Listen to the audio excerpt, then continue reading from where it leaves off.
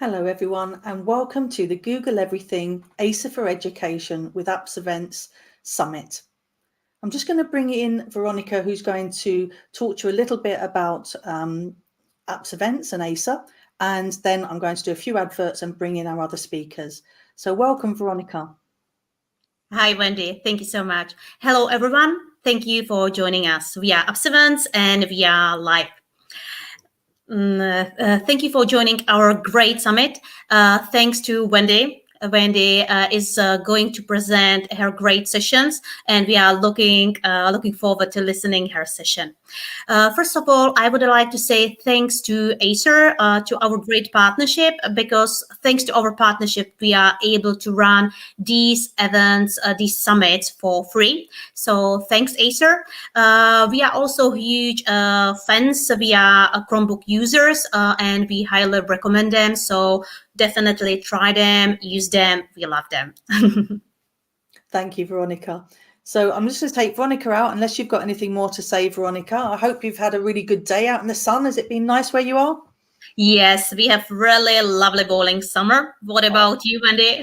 We are boiling in the UK, but I'm quite enjoying it at the moment. Yes, it's the hottest ever. So yeah, it's record temperatures. So we're all trying to desperately to keep cool. What I would like to also mention that if you are interested in any trial, licenses, any training, feel free to contact us. We are more than happy to help you, support you. Just organize anything you like to. Check our website and check our upcoming events. I believe there is something interesting for you. Also, check and join our social media channels, just anything. And I hope we meet soon. Thank you so much. Take care. Bye. Thank you. Bye. So yeah, I'm just going to carry on with a few of the things that we want to tell you about, because we've got some wonderful things here with ACER and Apps Events. So the first one is, if you're interested in a free 60-day trial of Workspace for Education Plus, please use this address, appsevents.com/workspace, and you will get in touch with one of the staff there who will get back to you with how you can get your free 60-day trial. We also want you to share and share and share everything that you're enjoying on social media. So I've just popped that in the chat for you. We've got Google PD and Apps Events, and we've also got ACER for Education as hashtags. So please, if you're enjoying what you're seeing, please pop those in and give us some feedback and tell the world what's happening. And it's not just me talking today. I'm going to be hosting some wonderful speakers. I've got Nordia and Katie joining me in a little while. Nordia's coming up first, and it's going to be myself, and then it's Katie. So I'll just bring them in to say hello. I'll bring Nordia in to say hello there. Nordia, hiya. How you doing, Nordia? How's your day been? Wendy, I'm fine, thank you. Well, it's been all right, to be honest. Oh, excellent. Yeah. And Katie, enjoying the nice weather before. So how are you doing? Doing well. I'm here in Barcelona, Spain, so it's a little warm here as well. Oh, okay. So I'm just going to tell a little bit about us. So Nordia is a certified trainer and she's a maths lead. And then we've got Katie, who's an ed tech trainer and consultant and certified trainer. And then me, pretty much the same, ed tech trainer and consultant and educator, trainer and innovator. So this is your lineup of speakers today, and let's have a look at the first session that we're going to do. I'm just going to take you out, Katie, again, just so I speak to Nordia. So Nordia, this is your session. It's all about Google Classroom. So what are you going to tell us today? What makes this a great session?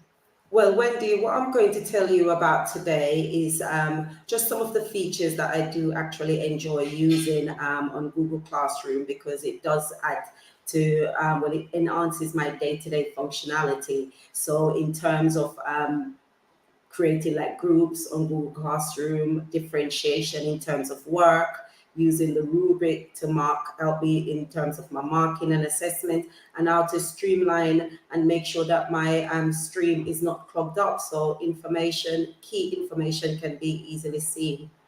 And excellent. Yeah, that sounds wonderful. So I'm going to take myself out of this. Okay, so as Wendy said, my name is Nordia. I've been a primary school teacher for over 13 years. And I've been using Google in the classroom for about 6 or coming up to 7 years now. And I really do like Google Classroom because it does enhance my day-to-day functionality. It amplifies it. I used to, in a sense, when I first started using it, I wanted to hold on to my USB, but the moment I got rid of them, it has impacted and enhanced my life. I think it blends the traditional and online classroom really, really well. Okay, so mainly today I am going to just tell you about some of the key features that Google Classroom can it is in a sense enhance your classroom. So some of the key features that Google Classroom provide is that it's endless communication. It's brilliant. Okay, whether it's from student to student or teacher to student, it's absolutely brilliant. It gives me, in terms of my photocopying, I can do multiple copies without worrying about the ink and the paper. And it means that student can get it anytime, anywhere. They won't have to miss the thing.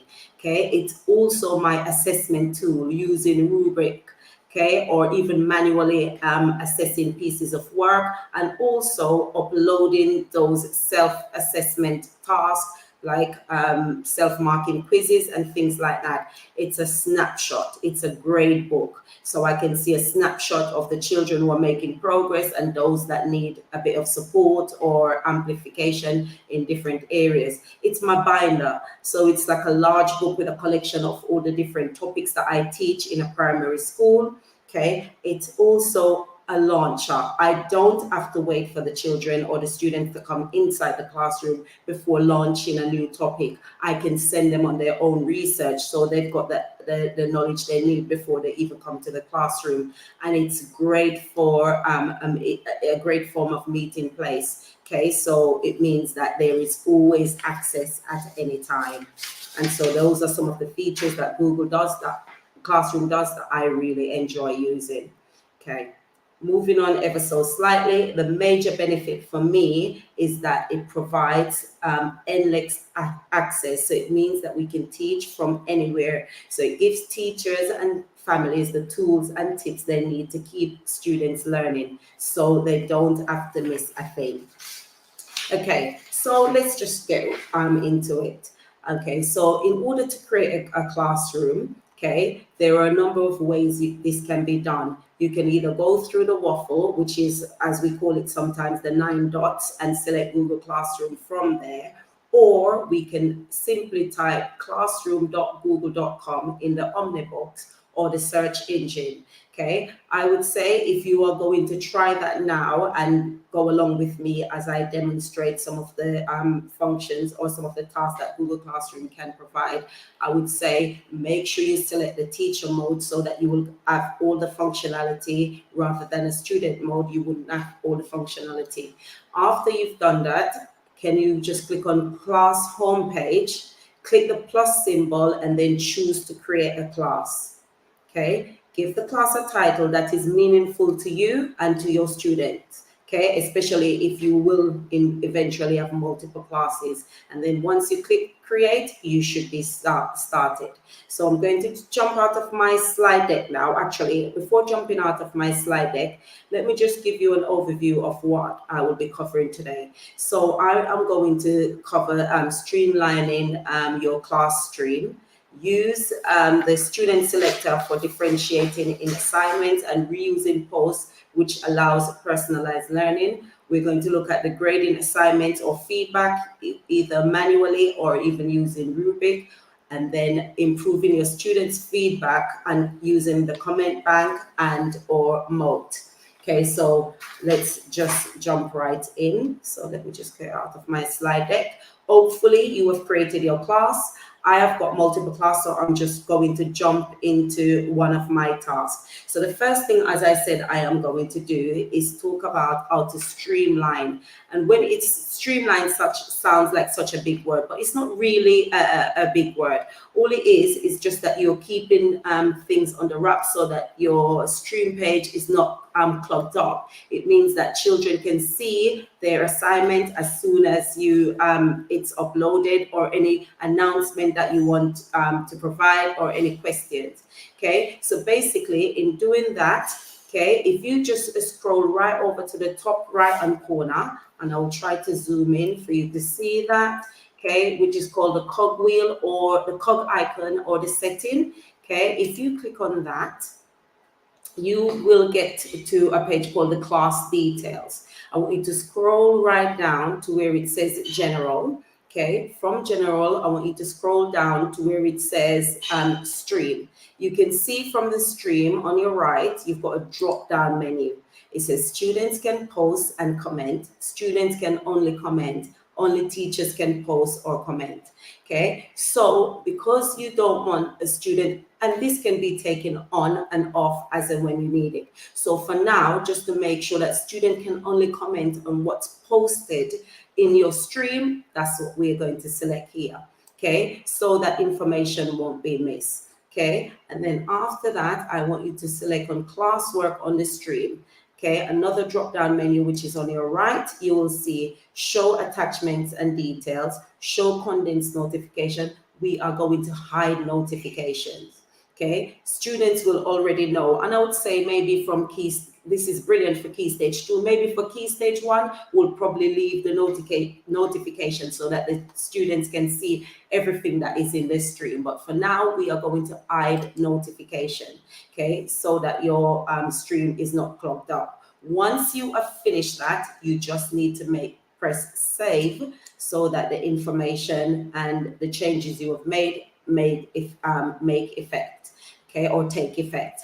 Okay, so basically what it means, that stream here, as you can see, for example, this information is posted, or I'm just going to scroll down and look for where, basically, I'll just explain, because once the information is posted, it means that even if children want to add to this information or ask a question about what's posted here, it won't clog up the stream. What it will do, it will just see that you will have maybe 3 or 4 comments made on a topic. So for example, for this one, you can see from my menu here, 4 class comments. It means if you click on that, you can see all the comments that children have made on what has been posted, rather than it coming in the stream and you'll have 1 for each box, which takes up all the space. Okay, and then key information can be missed. So that's one thing that we've covered. Okay, how to manage your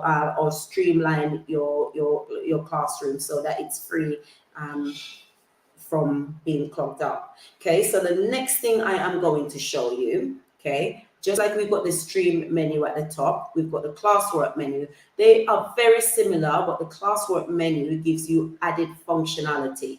Okay, so for example, if you click on the classroom menu, okay, you will get a drop-down button called Create. From there, you are able to assign a task to all your students at once. You can do a quiz, a question, or you can upload materials. You can even reuse a post or even create a topic. For the benefit of tonight, I am going to create an assignment, okay? But this assignment, I am going to set it for one individual child. It could be a high ability child, or it could be a special need child, okay? It's entirely up to you, but it's a way of you being able to differentiate your work. So for this, and for the sake of time, I'm just going to call this task 1, okay? And in terms of instruction, I'm just going to say, read the book you have been given. Sorry, just change that there.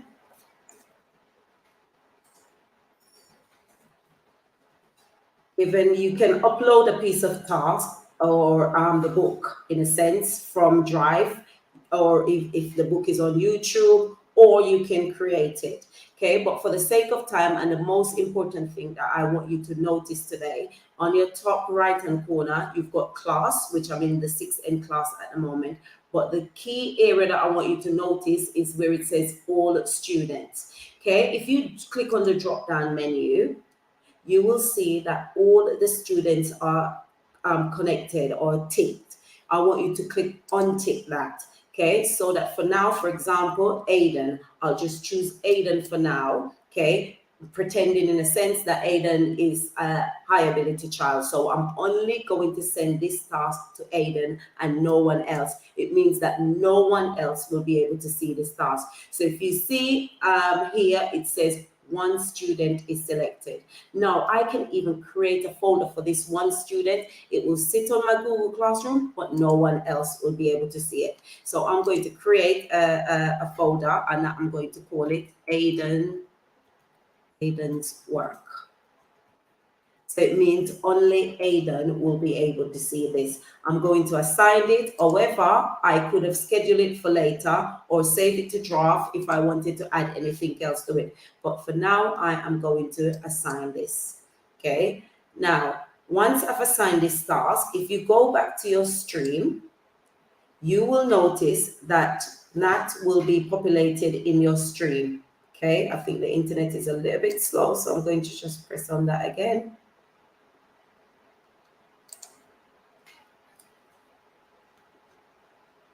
Okay, just waiting for that to populate.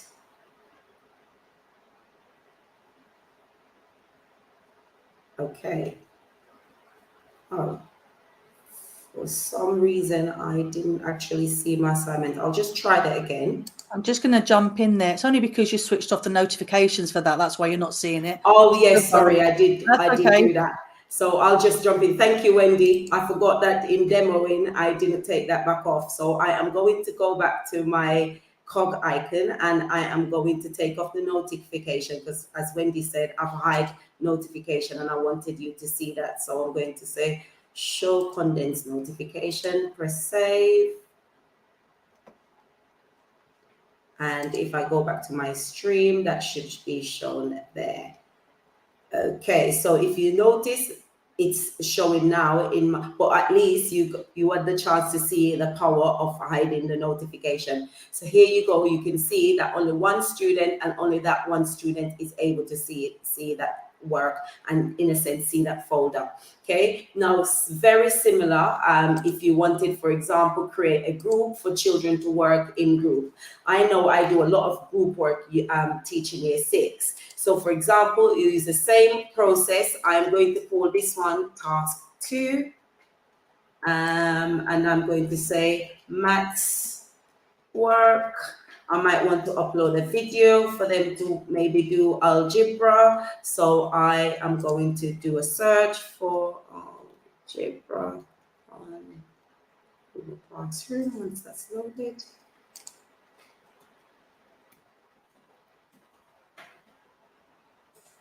Search. Pretending that's okay. I'll just add that.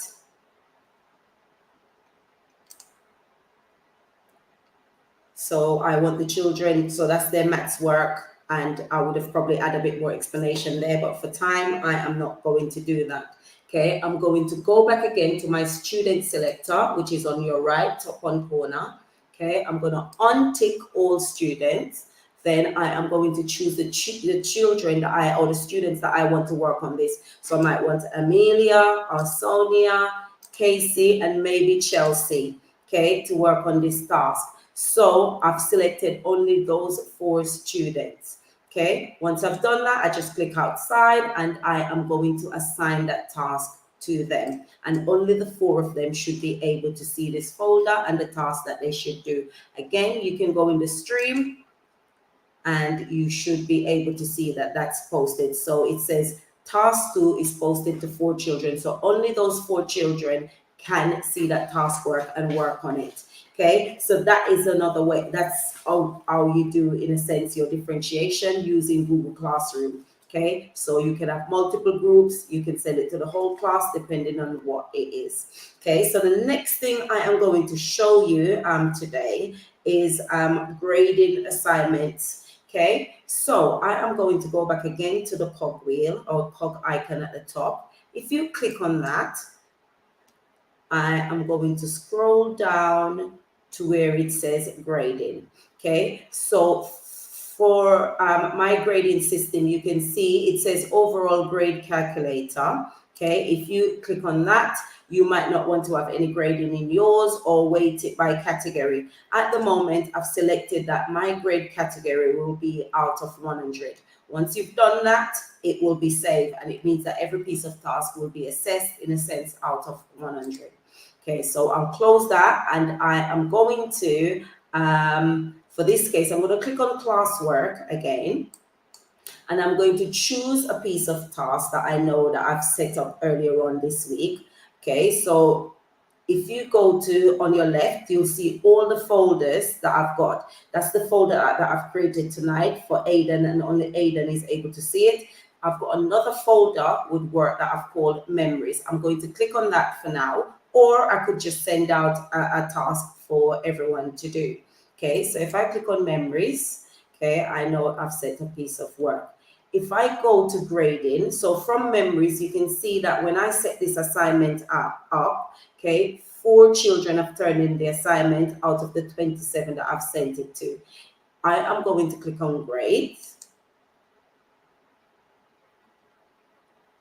Okay, clicking on grade will give me a snapshot of all the grades that I've awarded to all the students throughout the year. Just waiting for this to populate. You can see that my internet is a little bit slow. So apart from this task 2, okay, which I've only set tonight, that's not grading. And this task, I haven't marked the work yet, so it's not graded. But every other pieces have been graded. And also that task that I've set just for Aiden, that's not graded yet because that was only done tonight.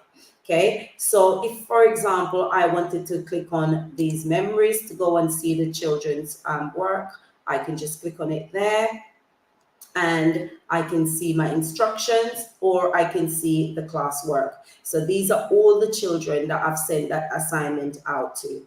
Okay, I am going to choose Tatiana's work. Okay, I might want to read her work and think, oh, it's absolutely brilliant. I am going to give it, for example, 90%. Okay, pretending I've read the work and it's brilliant, I'm giving her 90%. Okay, once I've done that, I can return the work to her, and that will also populate in the grade book. So it means I can always see everyone who's everyone who's completed a task and what grades they've been given. Once you've done that, for the students to be able to see what mark they've been given, you need to return it. Okay, I'm not going to return it now because I haven't marked it. Okay, but you can return it once you've finished, and they will be able to see the grade, and you will have that grading stored on your grading system as well. Okay, so I hope that's quite clear, because I find it absolutely brilliant to have a snapshot to see all the children and the grades that they have been awarded. Okay, I'm going to jump back out of that. Let me just go back to my classroom. Okay, and I am also going to show you that instead of me going there, looking at the work and grading, I could have actually, so you can see here that Tatiana have awarded a 90% out of 100. I could have read Jaden's work and I could grade it from here as well. I didn't have to use the menu bar. I could grade it and give Jaden, for example, 100%. Okay, so that's another way of you being able to add grading to a piece of work. Okay, if I go back now to my original classroom, okay, there's another grading system that Google has done brilliantly, okay, which is called a rubric. Okay, I'm going to actually set up a task just to show this. So if I quickly do that, I'm going to go back to classwork. I am going to create a piece of task. I'm going to call this task 3 just to make it quick and easy. I'm going to add some instructions, just pretend instruction in there. And what I'm going to do, I'm going to select a piece of work from Drive, a work I've pre-prepared.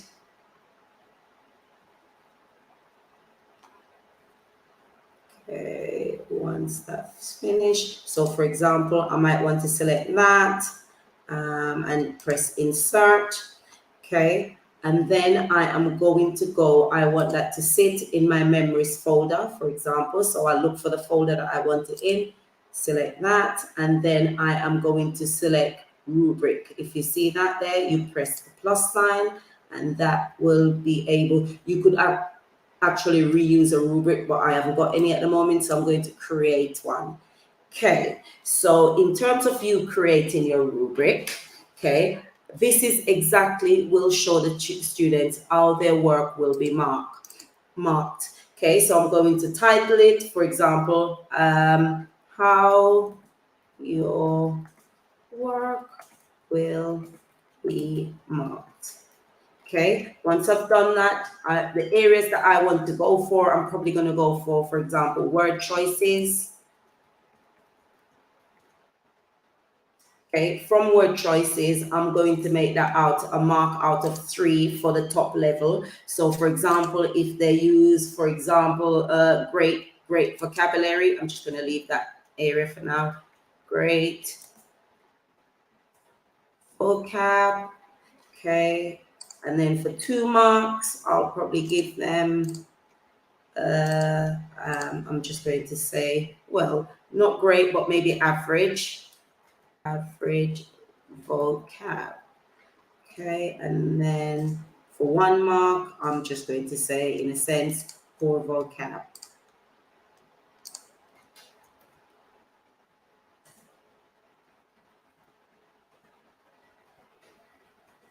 Okay, so once I've done that, I could add another criterion to this.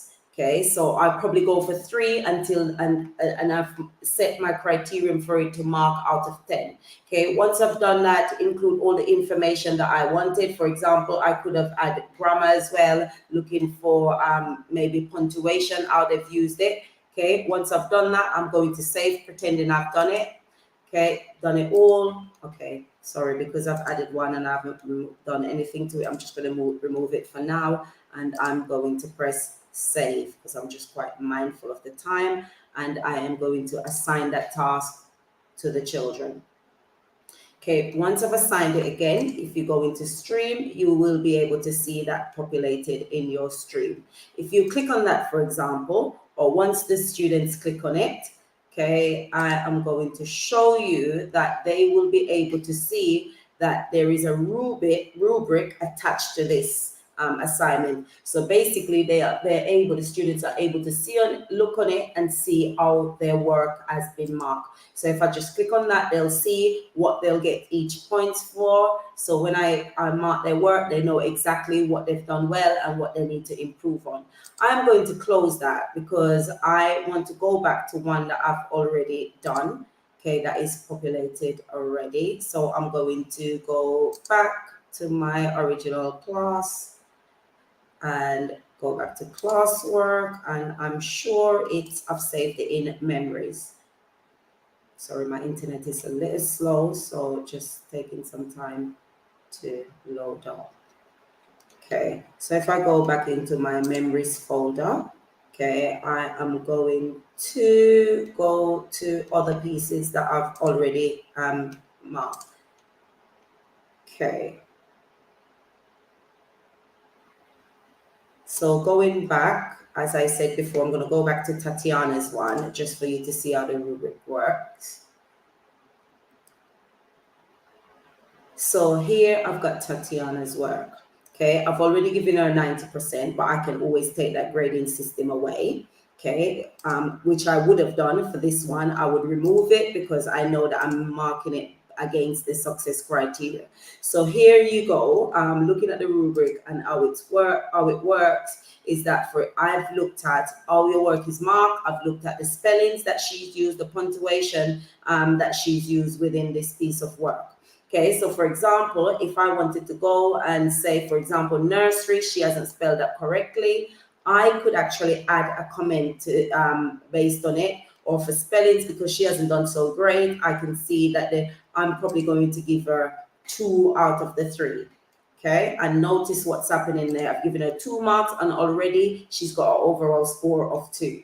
Okay, Here I've asked for good grammar. Where, when, we, where. So she's used where instead of were. So grammar is not so good. I'm only going to give her 1 mark for there. But I want you to notice what's happening to my rubric. It's increasing each time the child gets a mark against the criteria. Okay, final area that I need to mark for now is the punctuation. Lots of missing punctuation. She has a mark of her clauses, no commas, okay, no full stop when she finishes a sentence. So for this, I'm only going to give her 1 again. Okay, so as you can see from the right hand corner of my work, that she will only get 40% for this, because for the rubric, which is my success criteria, she only scored 4 out of 10. And that I don't have to add it up myself, it automatically does it, which I think is absolutely fantastic. I'm already marking, I haven't got time to go and add up the score, it does it for me. Okay, another thing that I wanted to talk to you about, so I think the rubric is absolutely fantastic. Another thing I wanted to talk to you about is how I mark a piece of work just like I would mark it in the traditional classroom. So for example, as I clicked on nursery, okay, I can click on comment. Okay, so I can say to the child exactly, check spellings here. Okay, hopefully you can see this. The comment box, let me just scroll over so you can see that clearly. Check spellings. Okay, and so I can post that comment to the child and they will be able to see that. Okay, knowing that they haven't. Okay, so it says specifically me and she kept putting. Okay, so for me, that bit, I can also add a comment there. For me, I'm going to say check grammar, because a grammar there is not totally correct. Check grammar. Okay, and I'm going to post that to her. So every area that I've highlighted, you will see it will populate on her page. When I return it to her, it will populate and she will know exactly what area I'm talking about, because that area will be highlighted. So no difference to you marking using a paper and a pen. You've got the same functionality, which I think is also fantastic. Now, I think this is also another great tool.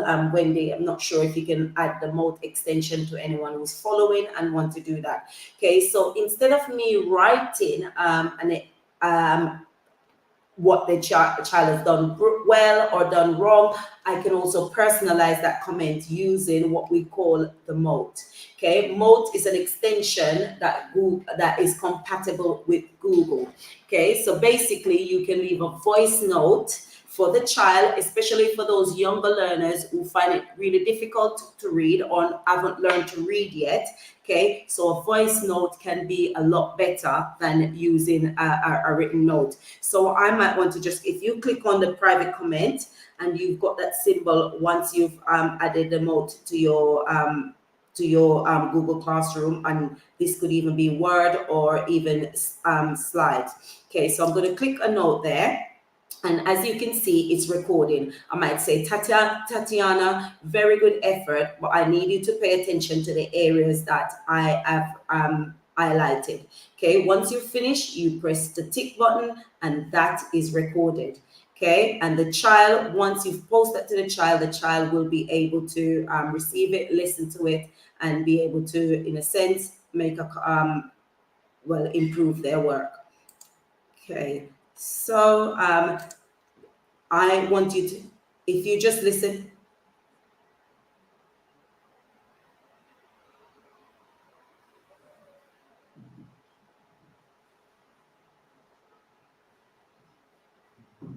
Okay, so that was just to demonstrate to you how the mode works, so you can say anything. And this is just the free version, so you can go for the free version, although there's a paid version, which I think costs about £39, which it can translate in different languages. So for those EAL learners, perfectly brilliant. These are all the brilliant languages that you can convert the mode voice note into, so that those children can listen to it. And you can even reuse some of those voice notes once you've you've got the paid version. This is the free version, so unfortunately I can't in a sense reuse any of my posts. And I hope this has been very useful to you, and in a sense help you as well to enhance your day-to-day functionality using Google Classroom. And that's all I've got for you. If you've got any questions, then please feel free to ask. Okay. Thank you so much for that, Nordia. They were great tips, by the Thank way. you. The one I particularly like is the one that's overlooked about hiding your notifications in your stream, because as you showed, if you put it into your class, if you put it into your classwork area, it doesn't show in the stream if you've hidden it, and that can actually tidy up and make that function even better. Well, I'm going to thank you, and I'm going to just go back and do a couple more announcements and then do my Thank session. you, Wendy. Thank you very much. Thank you. So I'm just going to come back to a couple more announcements. I've moved some of them in between each of the sessions. So this one's really important. If you would like to win a seat at any of the ASA apps, events, boot camps or summits, then go to gsummit.link/ASA. You can win a seat, and you get to see some great trainers, and these can be virtual or online. So please make sure you do that. You've got to be in it to win it, as they say, so you won't win anything if you don't fill it in. Then one of the other things we've got coming up, if you want more information, it's james@appsevents.com. And this is data literacy for schools and harnessing the power of data studio. So if you're a school leader or a data team or an EdTech leader, then there's a cohort coming up in September. It's 3 weeks and it's facilitated online, and it will help you to understand your data that you're collecting much better. So if that sounds of any use to you, if that sounds interesting, please get in touch with James. So that brings me back to me and my sessions. So my session is all about Google My Maps across the curriculum. And what mine says is, if you think maps are just for geography, then it's time for a rethink. So I'm just going to grab my own session here and come in and start. So My Maps across the curriculum. First of all, why My Maps? I love My Maps. Google My Maps is a simple interface. There's not a lot to learn, and which means you can jump in and use it straight away. And it is collaborative if you want it to be, like most of these things. What I particularly like about it, as well as saving the maps in a dashboard, it also saves the maps to my drive. And that means that I can also share these maps through Google Classroom. So rather than just using it for teacher-led maps that I could create for my students, I can easily and quickly get my students creating their own maps. So we're going to have a look at why we might do that, how we might do it, and some ideas for use. So before I show you what it actually looks like, a map is just like Google Maps, but it's slightly different to Google Maps. You can save them. So some of the ideas for use, you might use it for special educational needs to create a map of your community. So students often have to learn their ways around their local area, and that works. I've used it with travel and tourism students, creating maps showing walk-in tours of cities. So perhaps they might want to show a walk-in tour of Paris. That's always a good one. And with history, you can create a map that plots places along people's voyages, like Columbus, and you can use it in that way. Or you can show a map that shows the miles that have been traveled for your food. So you could set up an activity, which I'm going to show you, is how you could get people to look at the miles their food has traveled before it reaches their plate. In the English classrooms, you might create a map that plots places mentioned in a favourite book. So for instance, I might plot in The Adventure of the Final Problem, I might add 221 Baker Street, the Rickenback Falls, and Brussels. And I could add some details and images of the maps and the places that I've plotted. I could ask questions to the students, or I could get the students putting details in.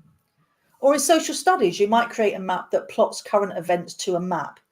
And in musical languages, you might compare music, dialect, language or ambient noise from around the world. But this way you'd have to actually create the audio and add them to your maps. So there's some ideas about things you might do. So let's have a look at what it actually looks like.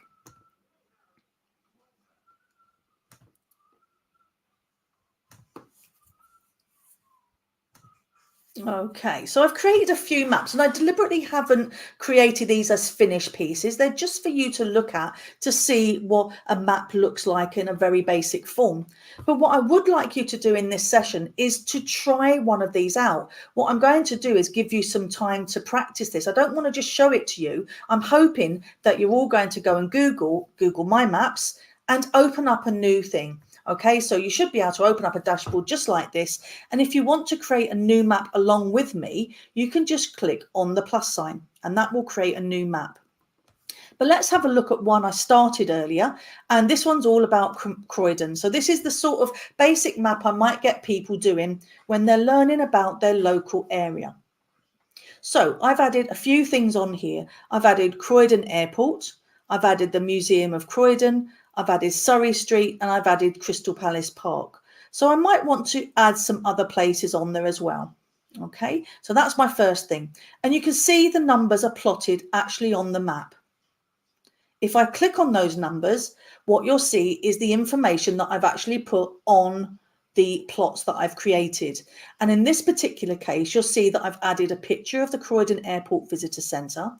But I've decided in this one, rather than it being an information giving map, it's a quiz for my students. So I might ask these questions, not all of them, I might just put one on each place, but I might ask why the airport was created, what is it famous for, what planes were made there, what Prime Minister took flying lessons and nearly died in a crash, anything that makes students go out and search for information and come back. So that's one of the things I might use it for. And I could click on number 2 and that take me to the Museum of Croydon. Again, it's a picture. And if you scroll down a little bit this time, it's telling people to visit the museum.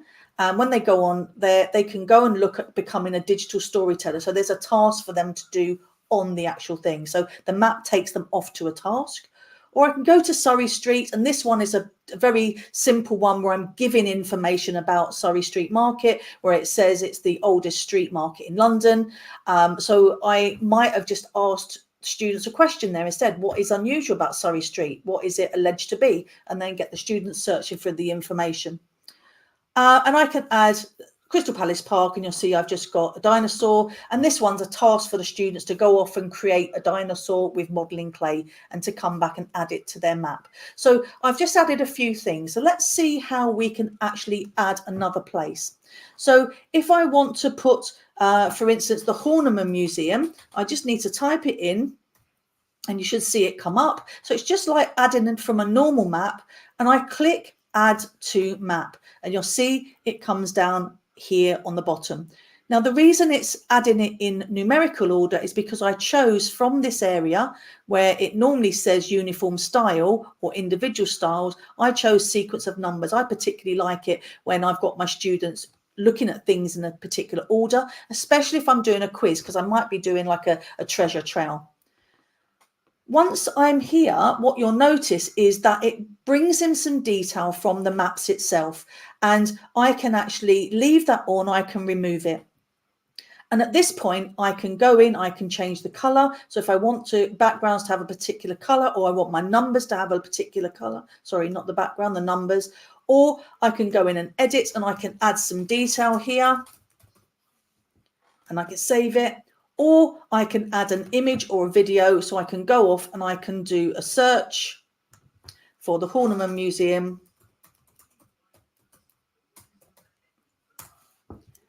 And I can add an image in. Okay, and just save it. So you can see it's nice and easy to add things to a map.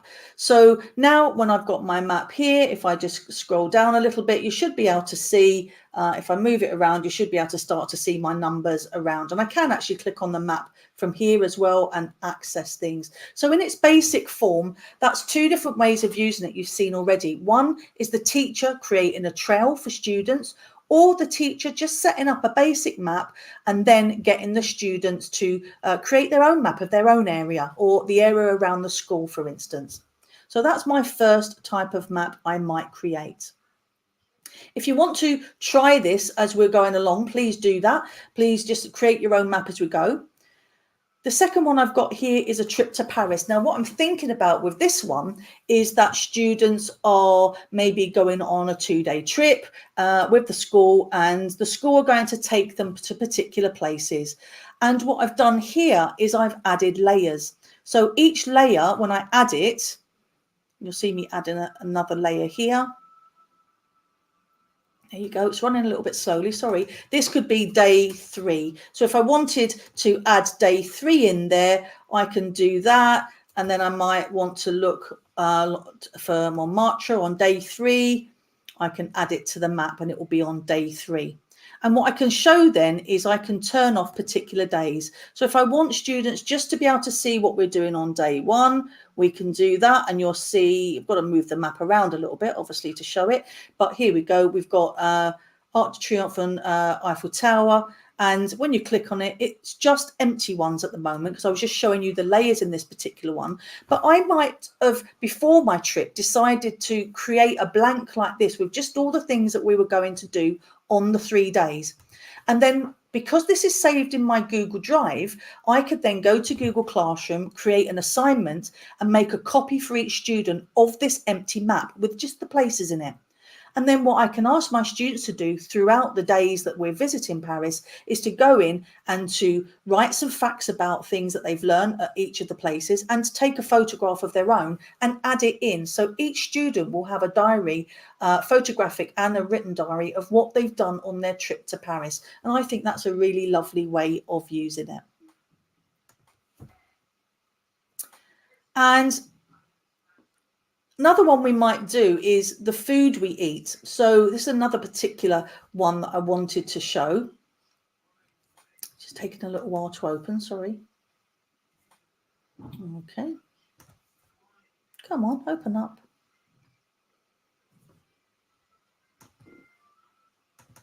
Oh, it's decided it's, I'm going to just refresh that because it's decided it's not opening.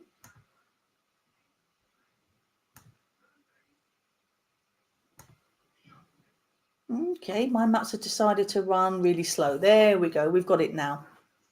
This particular task I've done really different, and I hope this shows like the versatility of the maps that you can use.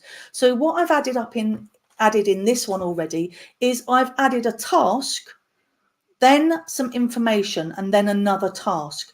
And because I'm talking about the UK, and I want to, in this one, look at the food we eat and the miles it travels before it gets to us in the UK, I started my task 1 actually in the UK. As you can see, both of my tasks are actually plotted in the UK.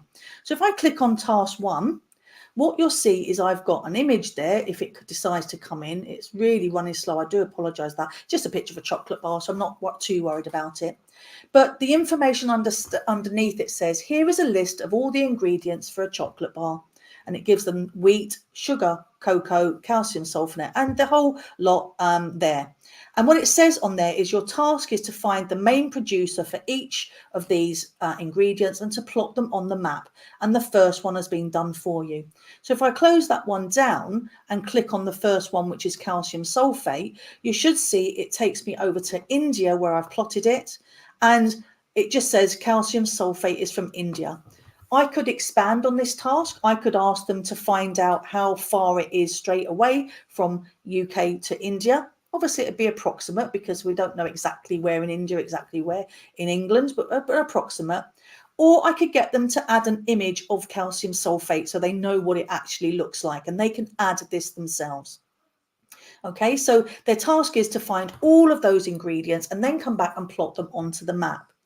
And then the students come back to task 2, and task 2 says, now you've plotted all the ingredients, use the ruler tool to calculate the distance travelled to the UK. And there is a spreadsheet here to add the distances for them to find. So I'll show you that in a second. So if I just make my map a little bit smaller so we can actually see the 2 plotted places. So here we have the UK and we have India as one of them, our examples. If I click on the ruler at the top and just click and click. Now, this is approximate, okay? But I'm going to click and let go. And it tells me now that it's 7,000 kilometers. So basically, what I'm looking for are my students to go into their spreadsheet and to fill it in and to show that they've travelled to 7,000 kilometres. And that's what I'm looking for them to do. Okay, so that's a really nice idea for them to do. Let me just show you what that looks like in here. My maps, I think that's the one. So I've given students a spreadsheet. They can come into their spreadsheet and they can add their kilometres in for each of the things here. So I'll say that one's 7,000, so it's approximate. And then once my students have used my maps, they can use the distance in, and they can also use spreadsheets then to go in and do some basic formulas on here to calculate how many miles has that chocolate bar travelled, all the ingredients to get to our stomachs, so in the UK. Okay, so that's one of the things I wanted to show you, and that's a really great feature in my maps, so nice and easy to do. So I'm just going to stop just for a second and just see, has anyone followed and tried to make their first map? Has anyone actually created a map and added something to it? So I'm hoping somebody in the group has just gone, oh, I'm going to jump into maps and I'm going to at least make a map and plot something, even if it's their local fish and chips bar. I don't mind what it is you plot, just have a go and plot it. So I'm just going to wait just for a second to see if anybody wants to tell me that they've done something already, and that'll make me feel really great. And if not, that's okay. You're watching the presentation and you're learning.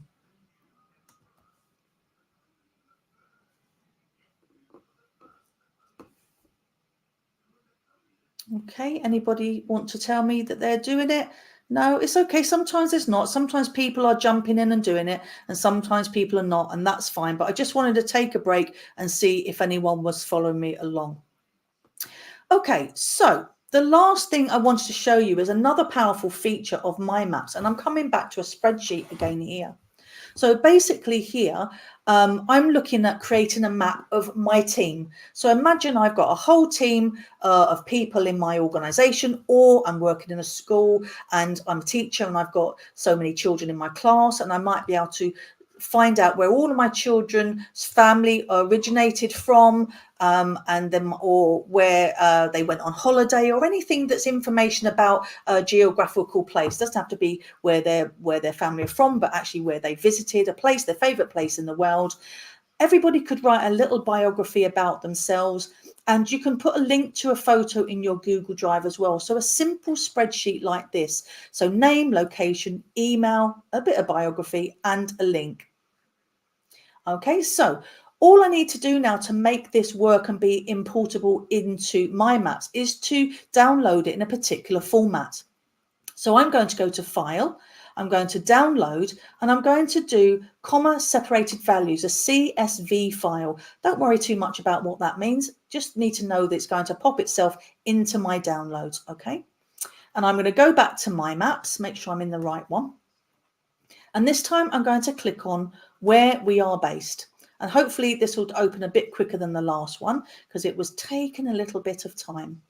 And what I'm going to do now is I'm going to, just because I've done it already, I'm going to delete this layer. So you can see at the moment I've got people in there. I'm just going to delete it. And that's fine. It doesn't matter that I've deleted the whole map, because I already have that detail to import again. It's all in a spreadsheet. So all I have to do now, rather than individually adding people, I'm going to give this a layer and rename it. And this is my team. And that's what this layer is all about. And I'm going to import. I'm going to select a file from my device and find the one that says My Maps. Now, this is the bit you need to make sure you get right. So it says, which column do you want to use to position your place marks? And of course, I want it to be positioned in the location. So where it says Hong Kong, I want that pin to go into Hong Kong. And then I continue. And the second bit says, pick a column to use as the title. And the title is the bit that's going to go over here underneath my team. So that needs to be somebody's name. And I click on Finish. So just from that basic spreadsheet, hopefully, fingers crossed, the magic will happen and it will import all that information. And I only put myself in there, but if I click on my name, Wendy, clearly I'm not in Hong Kong and that's not my email address. But what you can see here, it's added my location, it's added an email address, it's given a biography. And if I click here, it will show a photograph. it will redirect me to the photograph. As it's running slowly, I'm not going to wait for it to do that. But I think this is a wonderful way of using mapping. You can find out and map anything that's to do with people and places. You can actually get onto your Google map. So I'm going to stop there and just see, do we have any questions about what you've seen so far? Because that's what I wanted to show you. I wanted to show you why I love my map so much. It's easy, it's fun, it's visual, and it lets me play around with maps. What's not to be good there? So I'll just wait and see. Anybody there got any questions?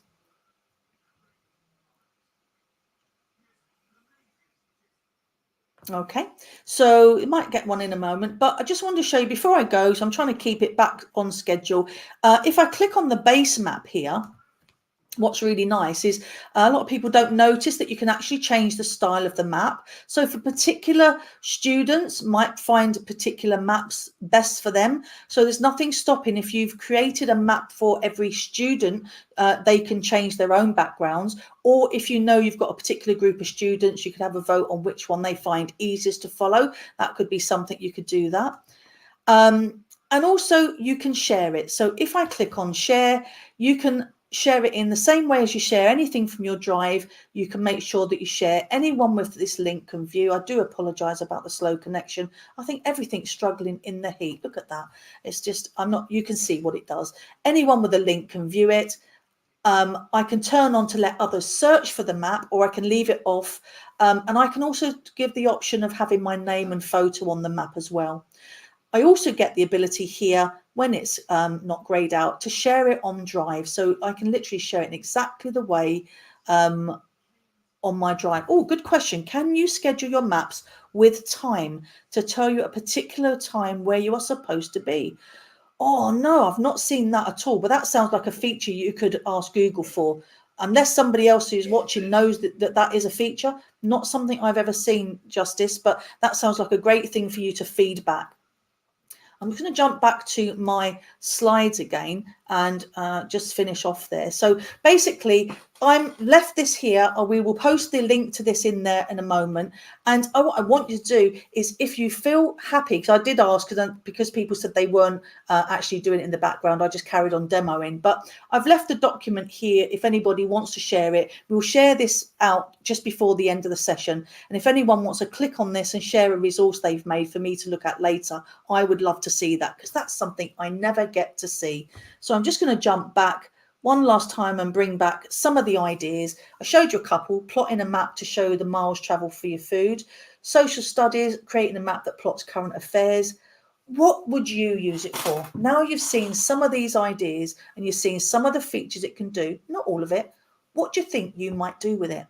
Come on, dip your toe in. Tell me what you think you might create with this, because your ideas are more important than mine. You might come up with something I've never thought of. Justice did, scheduling the maps. Anyone got any ideas about what they might want to do with this?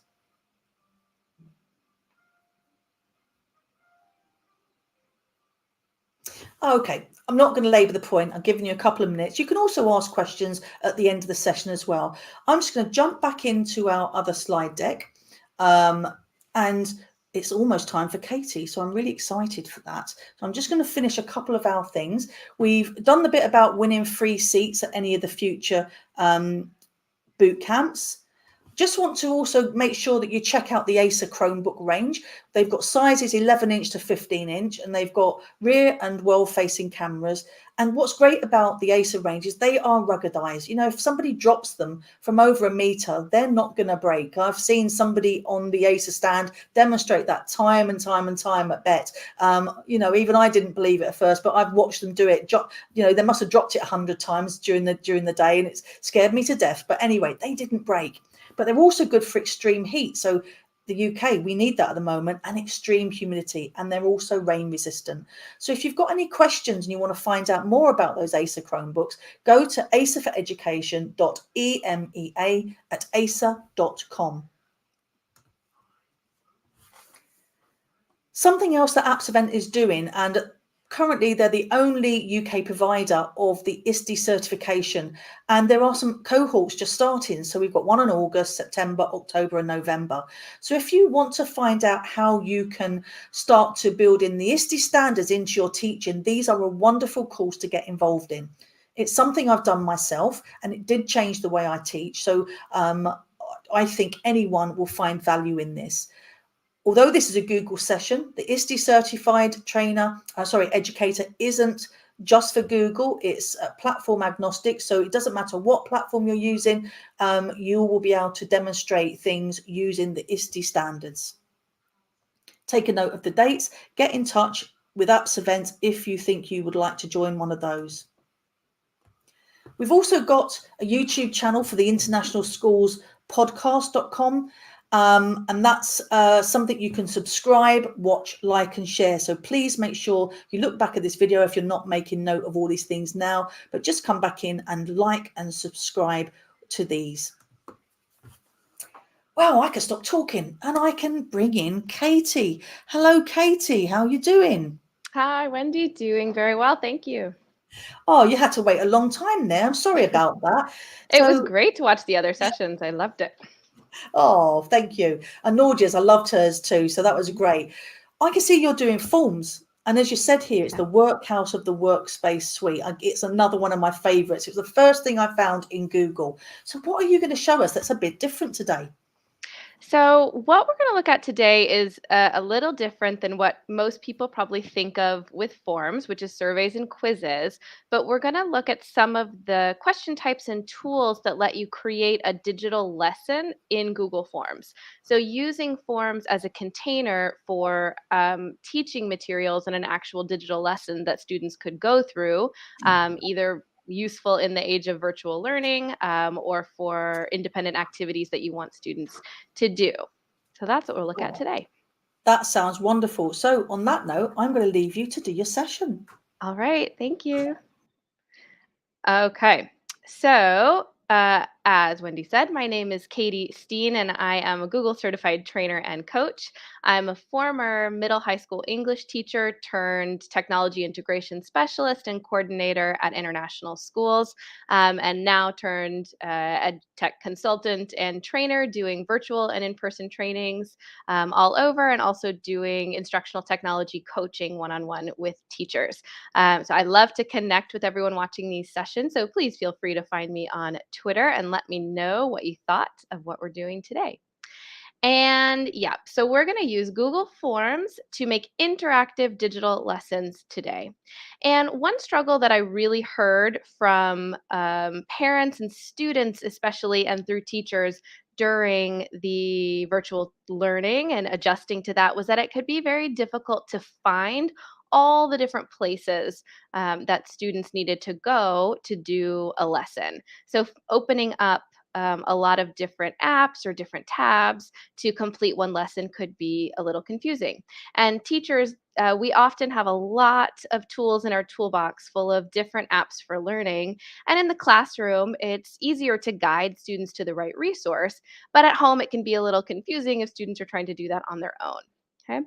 So in Google Forms, we can actually use Forms as a container to present information, to link resources, to include photos and videos for students to use, and even collect student responses through typical questions we would use, but also files. And it just makes a really nice lesson container. So everything is in one place that is very easy to find and to work through as students go through a lesson. So the first thing that we're going to do is look at the basic tools that we need in Forms to create a digital lesson.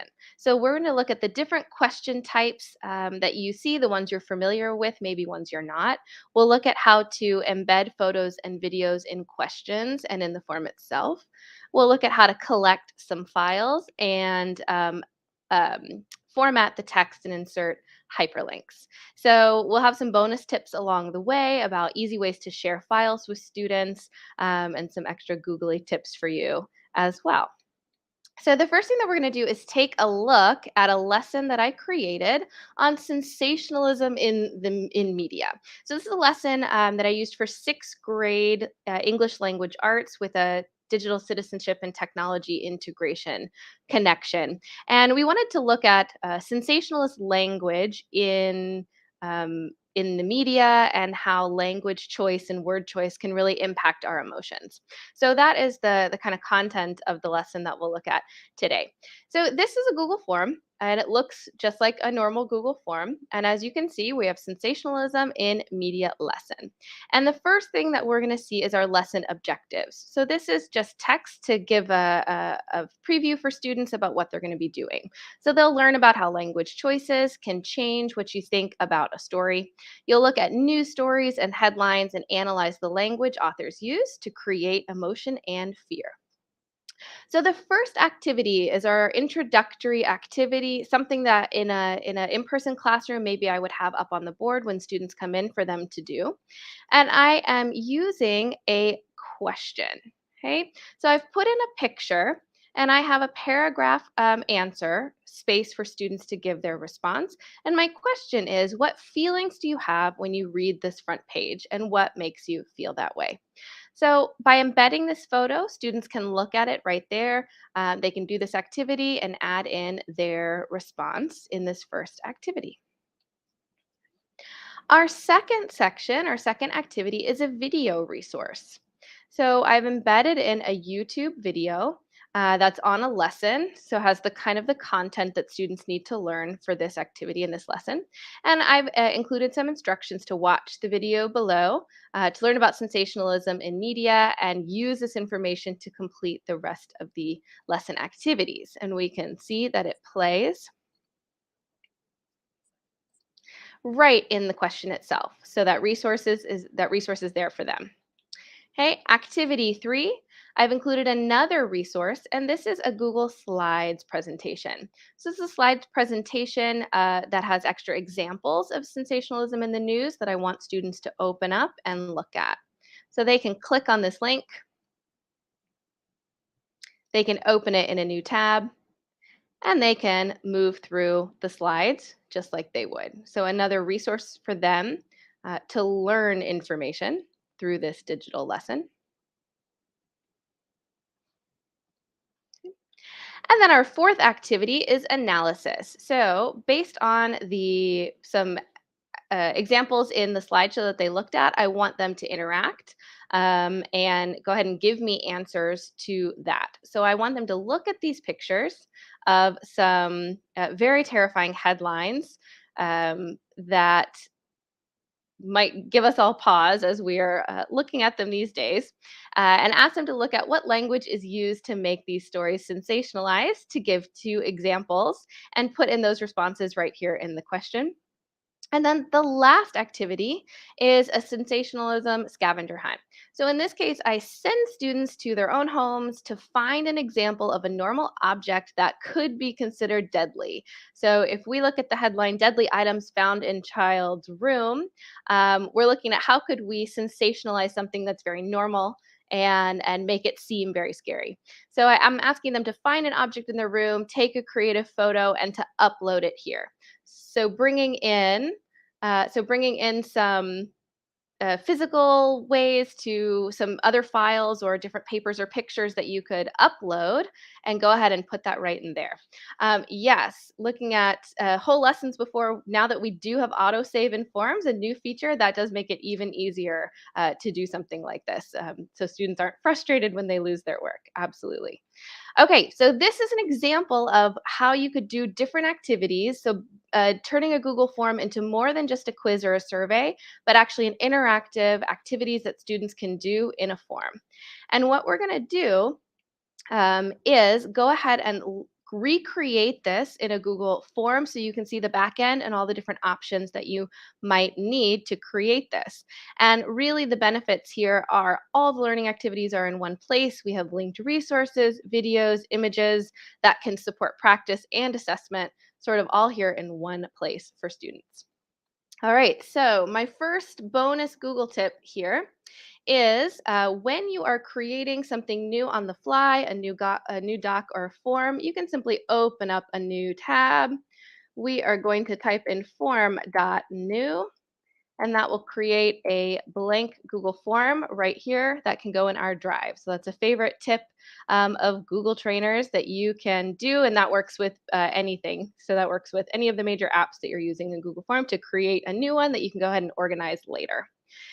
So we have a new Google form, and I'm going to walk you through all the different activities to recreate.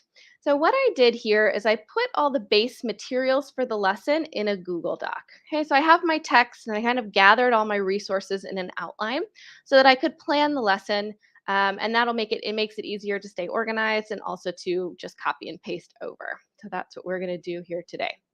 So in our Google form, the first thing that you always want to do is to create a title and make sure that it's something that is easy for your students to find, that it's clear. So I'm going to call this Sensationalism in Media Lesson. If this was something you're posting on Google Classroom, or if you're in a fully virtual environment, you might even label this with the date or the subject that this lesson is for to make sure that it is very clear. Okay, I'm going to leave my form description blank because I'm going to add this in a little bit later. Okay. The second thing that I want to do is make sure that my settings are correct. So we have our lesson title. I'm going to make sure that it's up here to save the file name as well. And now I just want to start by making sure my settings are correct, so it's easy not to forget later when you're getting ready to share it. So here in our setting tabs on Google Form, there are several things that we can do. And you're probably familiar with a lot of these, but some things that you might think about when doing a lesson. So you can make this a quiz. You can assign the point values and set answers and give some of that automatic feedback. So that could be very helpful if this was a self-check lesson. That is something that you could consider. If we look at responses, there's a couple things that I want to do. I do want to collect email addresses.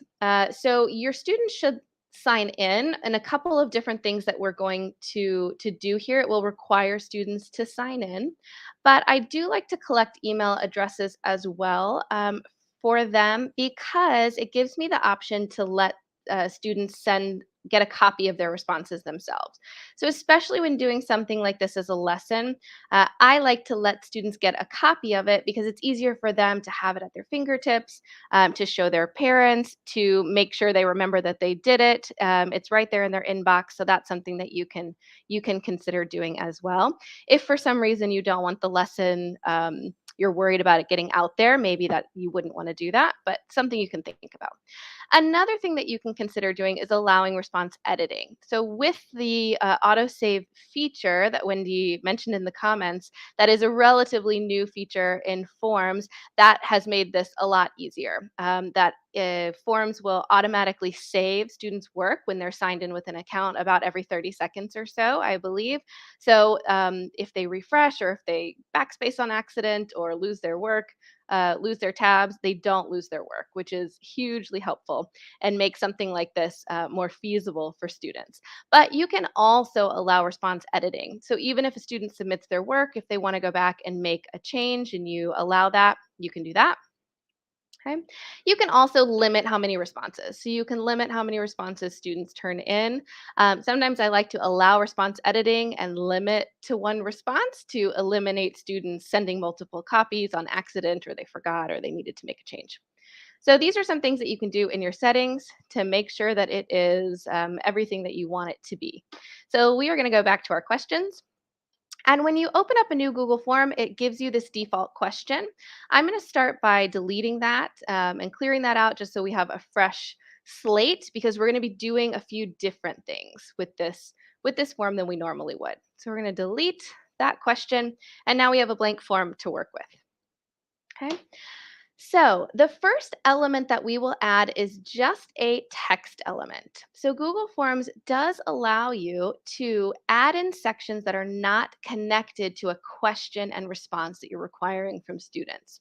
So when we look at our option, kind of our menu bar of options that you can add, the first one is our plus button, which lets us add a question.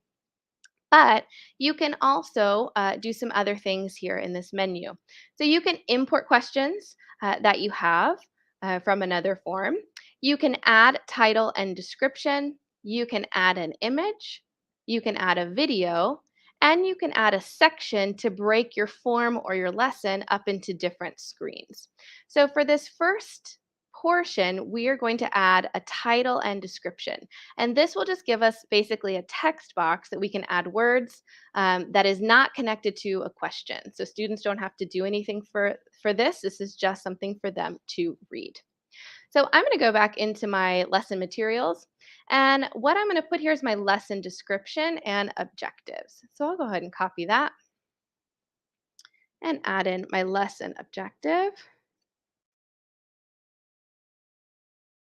And I'm going to type that in here, paste that in. And the reason that I put the description and lesson objectives here instead of in the form description panel is when you ask for email addresses, the description can kind of get lost above. So I just add an extra text box down here so that it's very visible, students can see it, and they don't skip over it. Okay. The next element that we are going to add from our other form is an interactive question. So to do that, I'm going to click on the lesson objective to make sure my question goes in the right space. That's a good tip to remember with forms.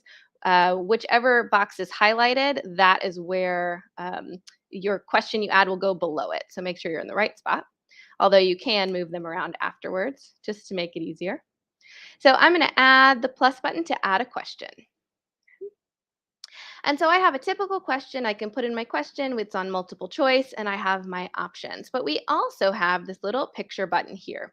So this allows us to upload pictures, then put them in a question. So to add media elements to that. So for this question, for my introductory activity, I want to add in the picture to have them analyze. So I'm going to go ahead and put in my my text. So I have activity 1 introduction and the question that I'm going to ask my students. So I'm going to go ahead and put that here. And then I'm going to upload my photo. So I have a photo that I've already prepared. So I saved this photo from the internet. So it's a file on my computer. I'm going to upload it. But you can use all these other options. So there are, you can do a Google image search. So for example, if I wanted to find something quickly while I'm building this myself, I can do newspaper headlines and search and see if anything comes up. So I could take a look and see if anything comes up that's useful for me.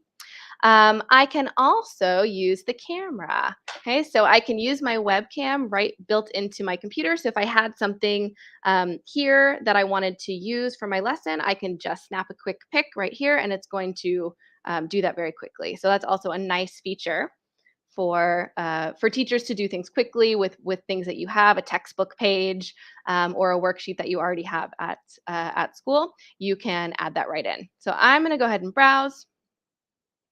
And I'm going to use my sensationalist news. Food is running out.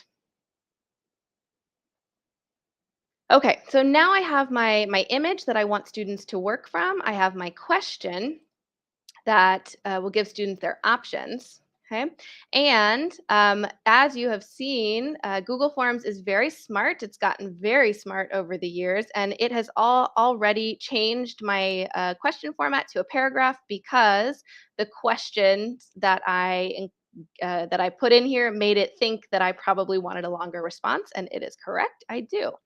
So we can look at all the different option choices that we have: short answer, paragraph, which is what I want for this one, multiple choice, checkboxes, drop-down menus, file upload, which we'll look at a little later, linear scales, multiple choice grids, checkbox grids, and even date and time. So lots of different options that we don't always think of when using Google Forms, but could be very valuable when creating more interactive lessons like these. Okay, then the last thing I want to highlight for you is the text formatting options that you have now. So this is also a relatively new addition to Google Forms that has made it a lot easier to add formatting and to make things a little more visibly um, organized and a little more appealing. So I'm going to go ahead and highlight Activity 1 Introduction and bold that. Okay, so we have our first activity. I'm going to make sure that's required so that my students complete that work and move on to our next activity. So the next resource that I want to add here is the video resource. Okay, so I am going to include um, a lesson. So students have started thinking about sensationalism in media, and now I'm going to give a video lesson for them to watch on their own.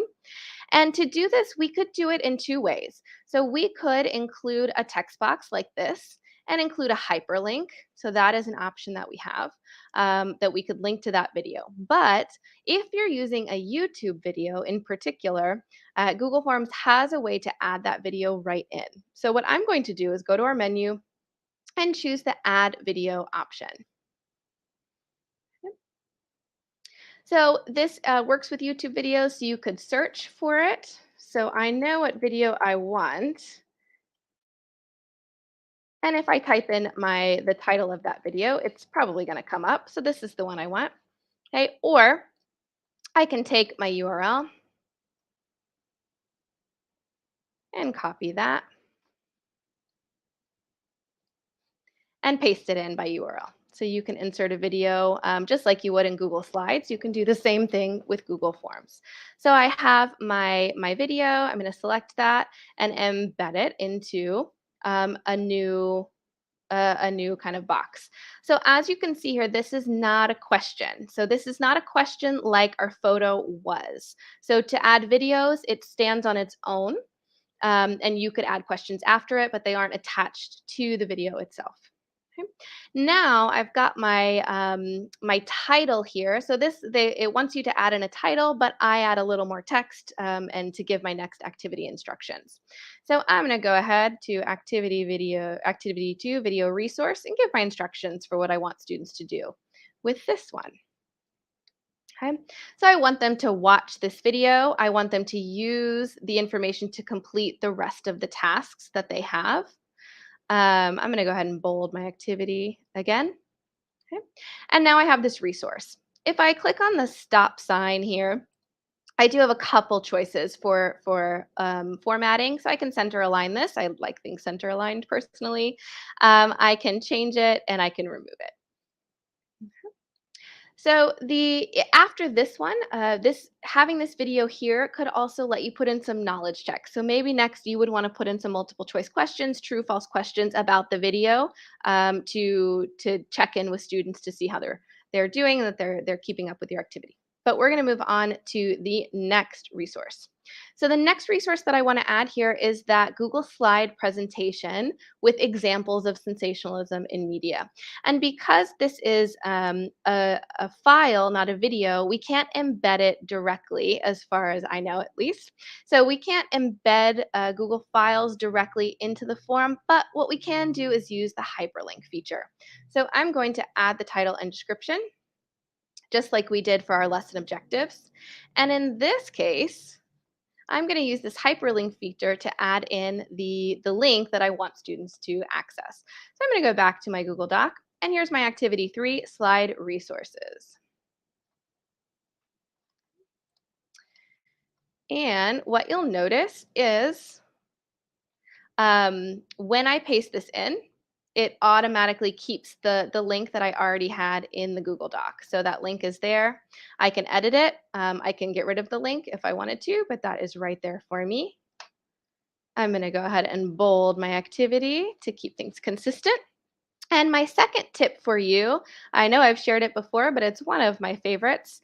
Googly tip is sharing presentations. So when sharing presentations with students, if you're using it as information for them to flip through, I really like to push that into present mode.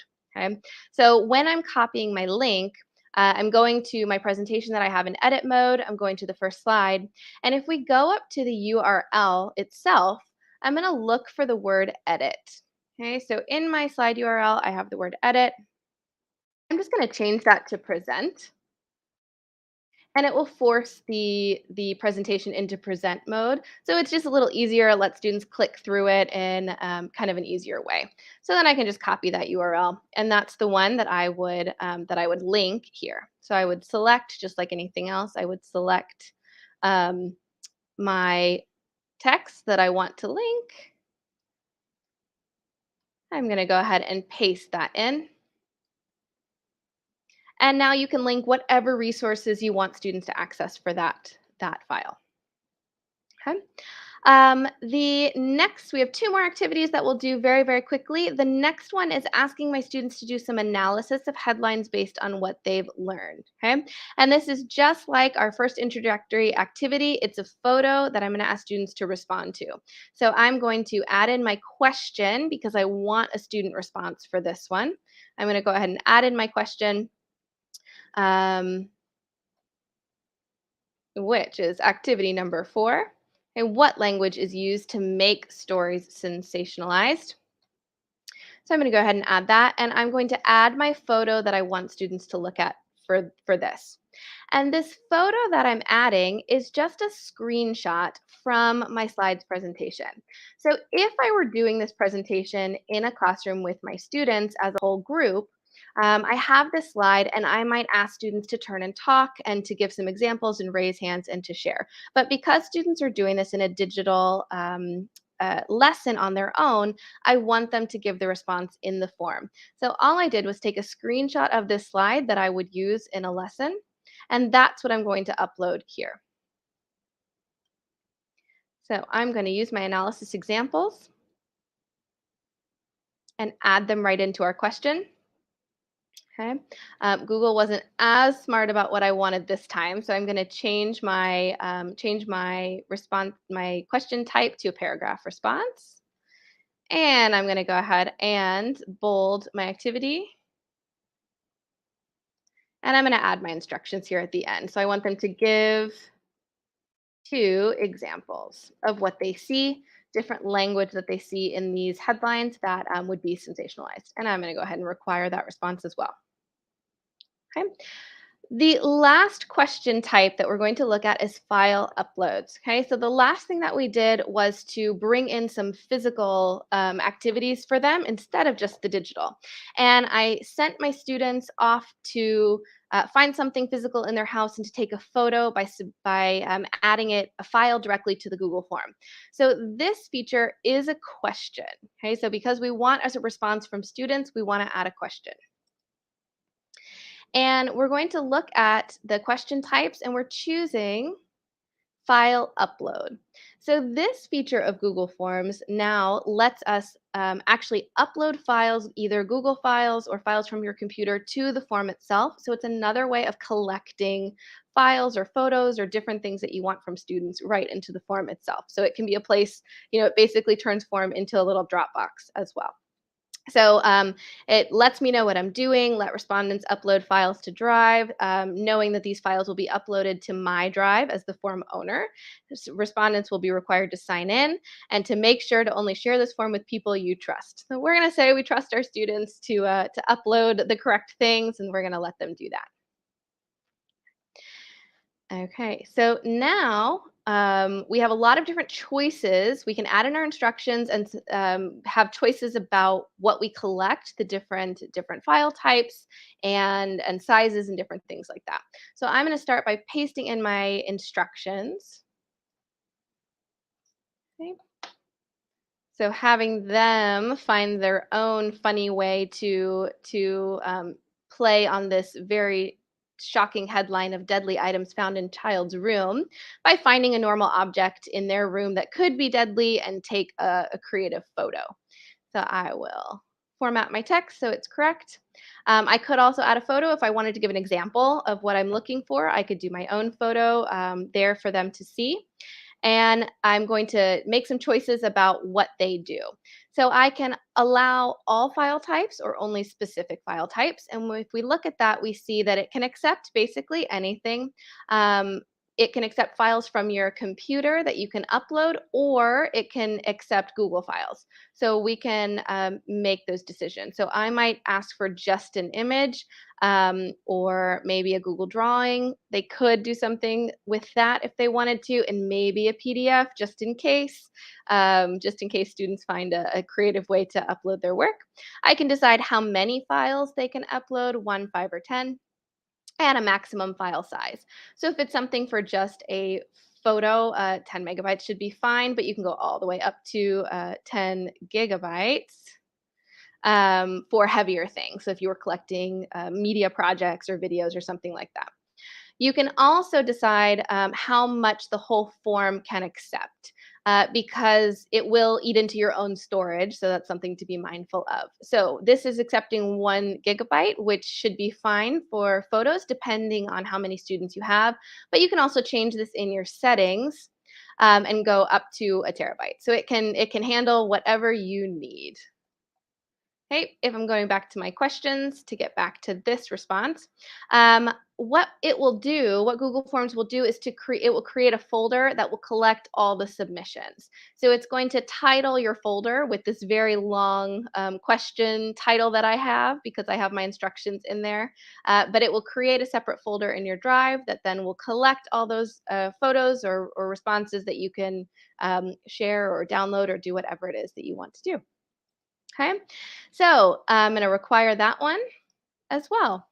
And then you're going to share this lesson just like you would any other Google form. So this can be sent out as a link. It can be sent directly to students. It can even be sent through Google Classroom, where it will appear as an assignment. If you share it as, you can do it as a post or as a quiz assignment. It will come up in your grade book, and you can manually grade these and put them right in. So it can work with Google Classroom and still be kind of a nice way to organize your materials. So there you go. Send this to your students and you have a digital lesson with everything organized and collected, and hopefully easy to understand for students and parents alike. Thank you so much. That was a really, really well-structured session. I really like the way that pulls a lesson together. I hadn't thought of it in that way before. So thank you for sharing that. I'm just going to bring up our share and be social slide again. So if you have liked what you've seen, please use hashtag Google PD and hashtag apps events. You can also use @ASA for education as well.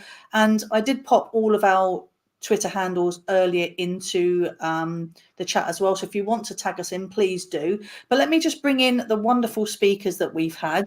And I want to say, what brilliant sessions. Thank you. I really enjoyed it. And, you know, I don't know what you feel, but I always learn so much on these sessions myself. So how about you? Anyone learn anything Always. new? Yep. Wendy, I love my maps too. I'm a huge fan. I think it's such an underutilized resource, maybe partially because it's not that easy to find. But I loved your bringing in the spreadsheet of where people are located. I've never seen that before, and that was a fun one. I love it. I knew it was there. I never really use it that much myself. I thought that's a nice one to show, because it's actually a lot easier than it seems to be. So you just need to know what the bits mean when you pull it in. So I do love it. But we are bang on time. Look at that. Like, we have managed to do this bang on time. And I don't know any summits that do that normally. So we have been wonderful, the three of us. What a dream team. So I'm going to say thank you from all of us. I'm going to leave it recording just for a few minutes at the end. But thank you, everyone, and enjoy the rest of your day, however much you've got left of it. Take care, everyone. Thank you. Bye. Bye.